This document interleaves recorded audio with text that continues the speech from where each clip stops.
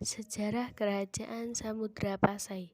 Mengutip buku tinggalan Sejarah Samudra Pasai oleh Cisah 2014, dikatakan bahwa Kerajaan Samudra Pasai pertama kali ditemukan lewat adanya 3 batu nisan bersurat yang ditemukan 2 di Loubok Toe, Meoramolia, dan Suatu pada Ulum daerah Kabupaten Aceh Utara. Isi dari batu nisan tersebut menggambarkan bahwa adanya pemerintah Islam yang terjadi pada pertengahan abad ke-7 Hijrah atau 13 Masehi. Saat itulah tenggo pertama Kerajaan Samudra Pasai berkembang. Kerajaan Samudra Pasai menjadi salah satu benteng pertahanan yang kuat di Nusantara. Kerajaan ini didirikan oleh pemimpin angkatan perang asal Mesir yakni Nasimuddin Al-Kalmili dengan nama semula Kerajaan Samudra. Samudra disebut sebagai kerajaan Islam pertama di Indonesia. Perkembangan Kerajaan Samudra Pasai terjadi ketika Kerajaan Sriwijaya sedang merosot akibat perlawanan dari Kerajaan Kola. Perkembangan Kerajaan Samudra makin pesat di era kekuasaan Sultan Malikul Saleh atau Sultan Malik Al-Saleh. Pada tahun 1985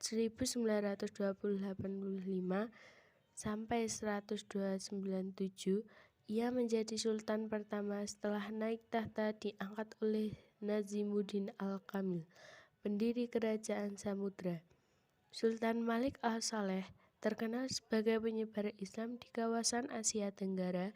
Salah satu hal pokok yang coba ia tangkis adalah paham Syiah yang saat itu sudah banyak menyebar.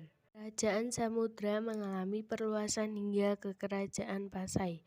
Pada masa kekuasaan Sultan Malekul terakhir pada tahun 1297 sampai 1326, kerajaan ini memperluas lagi jangkauannya. Kemudian lahirlah Kerajaan Samudra Pasai yang berkembang hingga menjadi tempat persinggahan utama pedagang-pedagang dari timur. Kejayaan Kerajaan Samudra Pasai terjadi saat pemerintah Sultan Malik Al-Tahir XI atau Sultan Ahmad. Kejayaan tersebut dibuktikan dengan catatan Marco Polo yang menyebutkan bahwa pusat dari perdagangan yang sangat berkembang terjadi pada saat pemerintahannya Sultan Malik At-Tahir berkuasa mulai dari tahun 1326 sampai 1349 M. Faktor perkembangan Kerajaan Samudra Pasai. Berkembang dari Kerajaan Samudra Pasai diperantara oleh faktor-faktor berikut. 1. Politik perkawinan. Politik perkawinan menjadi sebuah hal yang bisa terjadi di kalangan orang kerajaan untuk memperluas wilayah politik.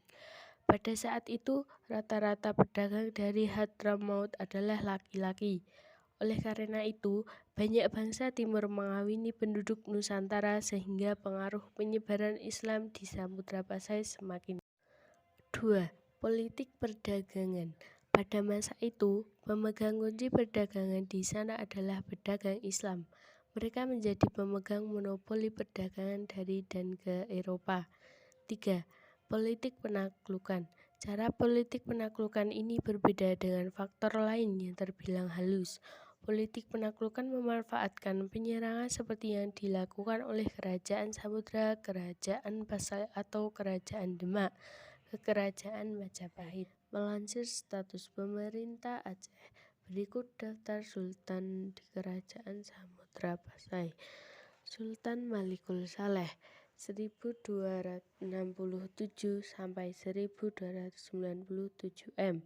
Sultan Muhammad Malikul Zahir 1297 1326 M.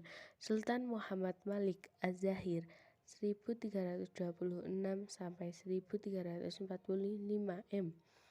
Sultan Malik Az-Zahir 1340 M. Sultan Ahmad Malik Az-Zahir yang memerintah sekitar tahun 1346 sampai 1383 M. Sultan Zain Al-Abidin Malikil Az-Zahir yang memerintah pada 1383 sampai 1405 Sultan Nahar Syah yang memerintah pada 1405 sampai 1412. Sultan Salah ad-Din yang memerintah mulai sekitar tahun 1402. Sultan yang keseiman yaitu Abdul Zahid Malik Az-Zahir yang memerintah hingga sekitar 1455.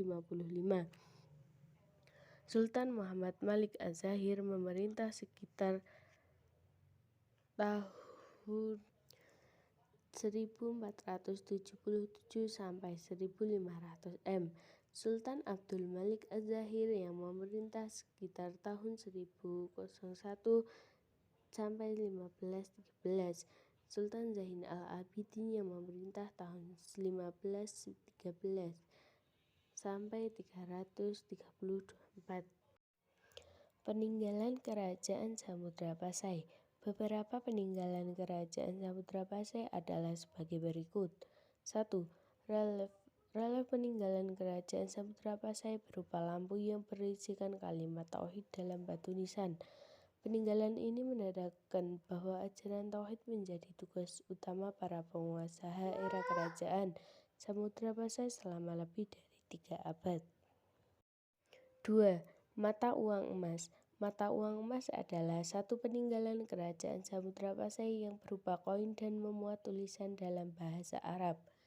3. Makam Sultan Malik al-Saleh. Makam Sultan Malik al-Saleh yang ditemukan oleh sejarawan menjadi tanda Islam telah masuk ke Indonesia sejak abad ke-13 atau bisa menjadi sebelum itu.